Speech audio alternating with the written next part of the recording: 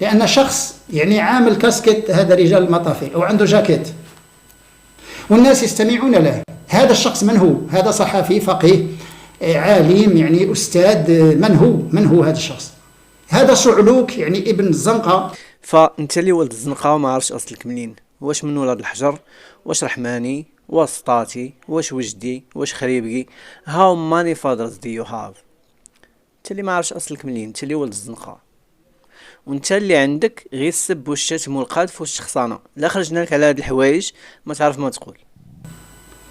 يسب هذا اللي عامل يعني كاسكيت، هذا رجال المطافي عامل معاه يعني هذا يعني كاسكيت رجال المطافي، وعنده جاكيت وعنده لحيه يعني، وتيقول لكم اسمعوا هذا الكذاب.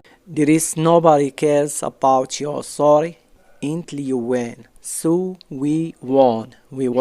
فالفايد كان متبع الفيلم ديالنا من الاول حتى الاخر، من اول فيديو حتى الاخر فيديو، لكن هذه الفيديوهات الاخيره كانت بمثابه ضربه قاصمه له، ولذلك قام بالرد علينا، ولكن كان رده رد المنهزمين. لنشاهد هذا المقطع ثم لنرجع لنعقب عليه. نخليه نشوف واش غيدير هذاك اللي عامل جاكيطه واللحيه بغى يدير صحفي وفقيه وما نعرفش معلم، ويعني كسوة هذوك يعني رجال الاطفاء، عنده كسوة رجال الاطفاء وعنده لحية الكهنوت. سلاح المنهزم، سلاح الخاسر، هو أنه ينتقد اللباس والشكل فقط، ولا يناقش الأفكار، لا ينتقد هذه المواضيع. وكلامه كلام الزنقة، وشكله شكل لاعب كرة القدم، ولا ما لا أدري الناس ماذا يريدون. الخاسر البائر لا يناقش الأفكار، ولكن يناقش الكاسكيطة، يناقش النيف دير هكا، يناقش العينين ديرين هكا، الودنين ديرين هكا، يعني يناقش الشكل وينتقد الشكل واللباس فقط، لا الموضوع. تلاح في البحر، لا كان دكتور ينحاني بحال هاد الحوتالات هادو كيكسبوا اولا من اليوتيوب، دوك الجيعانين الطلبه السعايا ديال اليوتيوب، ومخبشين على الكهنوت، راه مخلطين معاهم حتى شي خماجات بحال هذاك اللي كيلبس الجيلي ومناظر كيقول لك ما جيت تشوفوا الدكتور فيديو، هذاك راه جيعان هذاك والله ما عنده ما ياكل. واحد سينياليتو كتب اليوتيوب بانه بغى ينتقدني، كتبت اليوتيوب بانه سبني. فهو فاش كيقول الكهنوت ديال مصر ديال الجزائر ديال امريكا ديال فرنسا ديال المغرب كلشي ناض، فهو كيقصد الصالحون في المجتمع، الناس السنيين الملتزمين اللي شادين الطريق، وحتى الناس اللي ما ملتزمينش حتى هما كيردوا عليه. يعني راه ماشي كلشي سني هو اللي كيرد عليه، راه حنا مؤمنين، هذه راه جوج ديال المليار، ما تجيش انت بوحدك انت اللي عندك الحق والاخرين ما عندهمش الحق.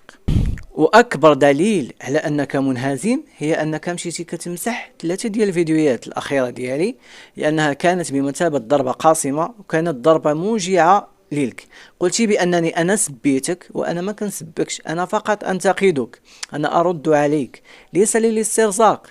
فانا حبست على الاعمال ديالي اللي كناكل منها الخبز مزيان وكنعيش بها، وجيت كنرد عليك. يعني هذا راه ماشي محتوى، هذا فقط رد عليك، يعني راه ما ندخلش منه هذا، ولكن فقط انا ابين يعني كل ما تريد ان تفعله، يعني من تشكيك الناس، تشكيك المسلمين الذين لا يحسنون فهم النص الديني.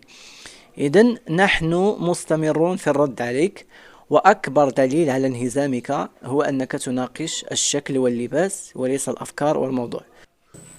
ورجع للدين، لانه غادي يموت بالجوع، لانه جيعان ما عنده ما ياكل.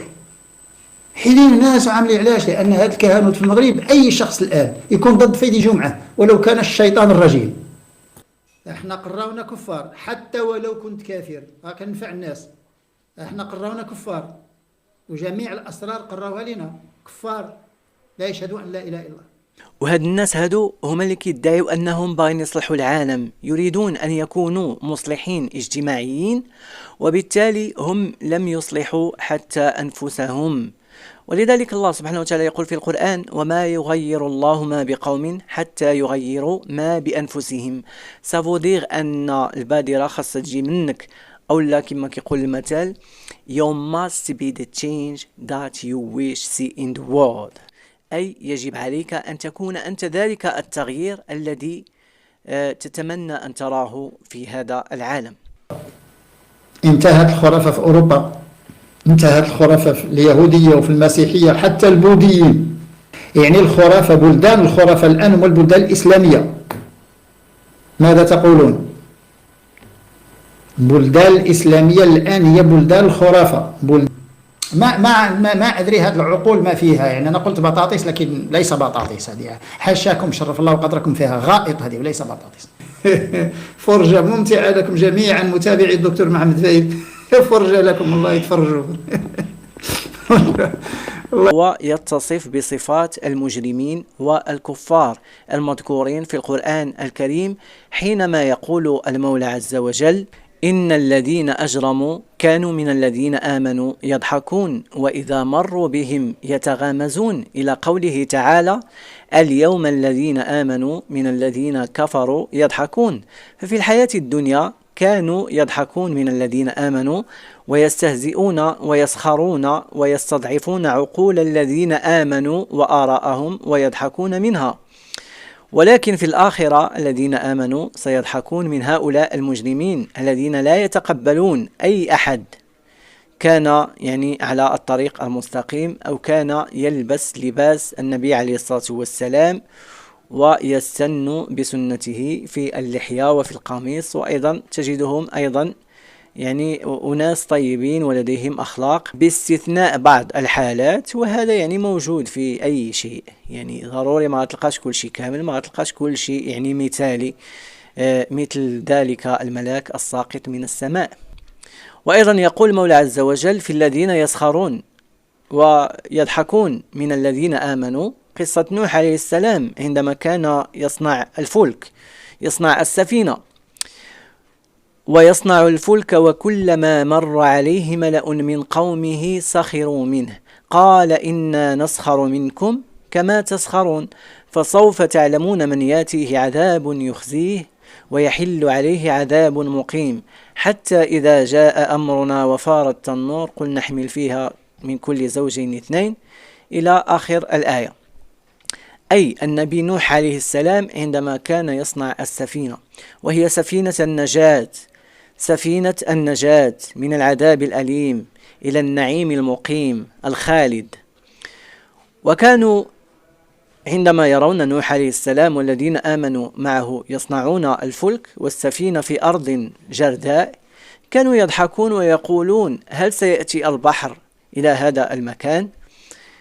ولذلك كان نوح عليه السلام يرد عليهم ويقول لهم أنه أيضا هو يسخر منهم كما أنهم منه يسخرون.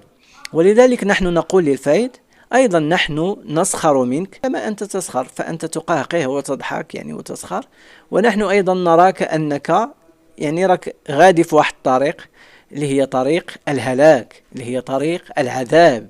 وما تقولش لا عندك السوالات ولا ما عندك السوالات، فالطريق بين. يعني جوج ديال المليار المسلم غيجي الفايد بوحده هو اللي عنده الحق، وهذيك جوج ديال المليار ما عندهاش الحق.